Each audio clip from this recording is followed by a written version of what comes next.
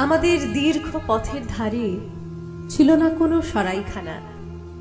বুঝলাম আমি যে পথটা চিনি না, তুমি সেটা চেনো। তুমি শিখিয়ে দিলে গ্রহণ ও বর্জনের বিচারে কিছু নিষ্ঠুর সিদ্ধান্ত, অনিবার্য রক্তপাত, ফার্স্ট এড বক্স।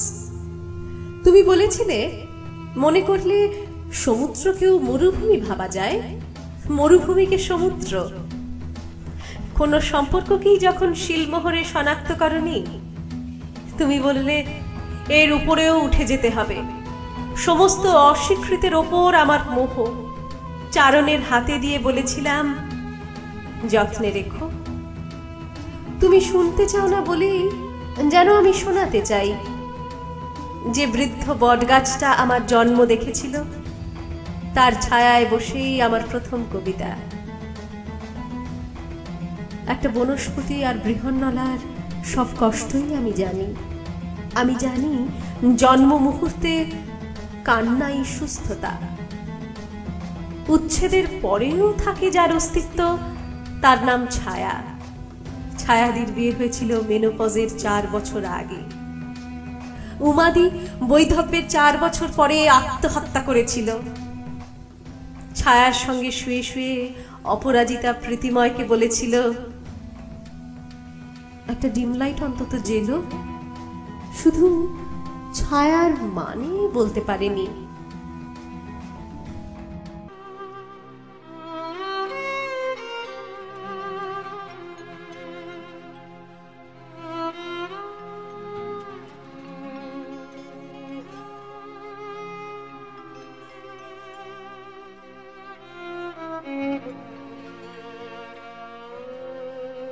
হয়তো তাকে দেখনি কেউ, কিংবা দেখেছিলে ছিন্ন শত আঁচল ঢেকে শীর্ণ দেহখানি, ক্লান্ত পায়ে পায়ে যেতে পথে। কি জানি কি ঝড়ে গেছে বুঝি ঝরে জীবনের তরু থেকে, তখন গগন ছড়ায় আগুন দারুণ তেজে।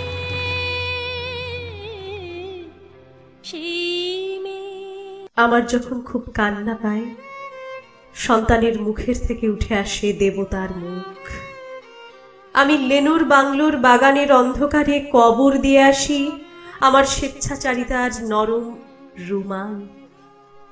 যে রুমাল আমার কপালের ঘাম মুছে দেওয়ার জন্য একবারই ব্যবহৃত হয়েছিল। যে রুমাল আমার প্রত্যাখ্যানের খবর জেনে নিজেই বেরিয়ে এসেছিল লেদারের ব্যাগ থেকে। আমি দরগায় হন্যে হয়ে মাজারে মোমের শিখায় আমার অক্ষমতার কথা বলিনি কখনো। শুধু আমার হারিয়ে যাওয়া মানুষটাকে ফেরত চেয়েছি। আমি দেখেছি একটা মানুষই কখনো বহু হয়ে যায়। নয়ন থেকে আদিত্য, আদিত্য থেকে কৃষাণু অথবা শামীম। সতপাল আমার ইতিহাস রচনা করছে প্রতিটি অশ্রুবিন্দুর। সতপালের স্ত্রী, সন্তান সম্ভবা। হয়তো তাকে দেখনি কেউ, কিংবা দেখেছিলে। তোমার আয়নায় ইন্দ্র অবশেষে থামি। কিভাবে চাইব শেষ ইচ্ছার মদিরা? কিভাবে ফিরবো একা? কিভাবে ভেবেছ নির্জন দাঁড়িয়ে থাকে নিরপেক্ষ যদি? নদীর কথাই ছিল ভাষান অবধি। কবিতা নস্টালজিয়া স্মৃতির ফসিলে, অপাঠ্য প্রস্তর লিপি এপিক না মিথ? এভাবেই নীরব থাকতে থাকতে একদিন আমাদের ভাড়াটে সুখ বাসা বদলাবে। ফেলে রেখে যাবে কিছু আসবাব। আমরা ওজন বইতে বইতে সেগুলিকে অন্য পাড়ায় রেখে দিয়ে আসবো খুব রাত্রে। আর ঘরে ফিরে শান্তি ঘুমিয়ে পড়েছে কিনা দেখব। আমরা সন্তর্পণে নিচে নেমে যাব, নামতে নামতে অন্ধকারকে শূন্য দিয়ে যোগ করব বিয়োগ অথবা গুণিতক। এইসব অনর্থক নিচে নামার কথা শান্তিকে বলবে না কখনো। আমরা সরিয়ে রাখবো আঁশবুটি, ট্রলি ব্যাগ, টয় স্টোরি, সব ভেলকি। বিশ্বাস অর্জনের জন্য আবার দেখা করব, ফিরে যাব। এভাবেই ইন্দ্র, এভাবেই তো কথা ছিল একলা ভেজার বৃষ্টি দিনে।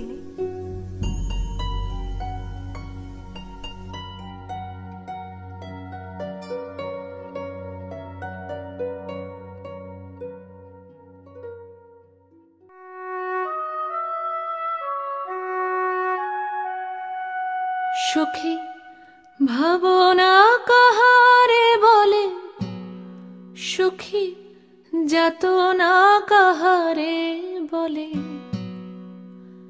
তোমরা যে বলো দিবস রজনী, ভালোবাসা ভালোবাসা, সুখী ভালোবাসা কারে কয়। এই নগরপত্তনের আদি থেকে তুমি একই রয়ে গেলে, একই রয়ে গেলে তুমি ইন্দ্র। আর আমিও কেমন মুখ গুঁজে নেপথালিনের গন্ধের মধ্যে লুকিয়ে রাখলাম কবাডি কবাডি।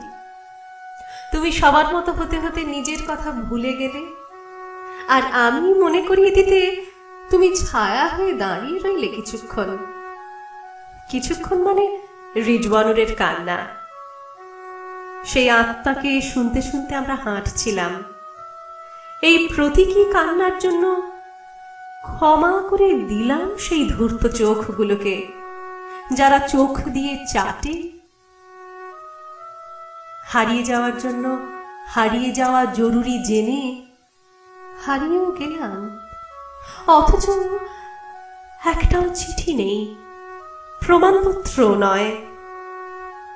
অনেক দিন পর আমার চোখের শিরাগুলো ক্রমশ প্রকট হতে তুমি বাঁচবার কথা বললে, কাশফুলের মতো, বসন্ত মালতীর মতো, যে গন্ধে অতীত নির্জনতা থেকে সহনশীলতাকে মুছে দিয়ে দেবীর আসনে বসিয়ে পূজা পরবের বিল্লপত্রাঞ্জলি।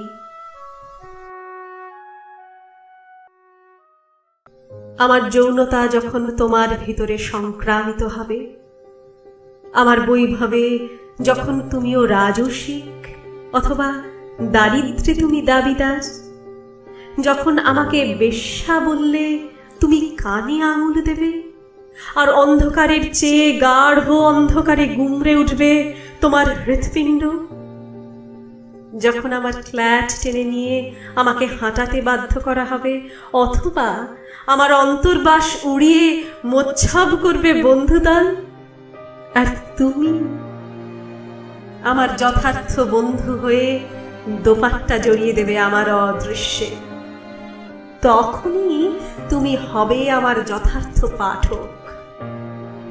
আমার অগ্নি পরীক্ষার দিন আসন্ন।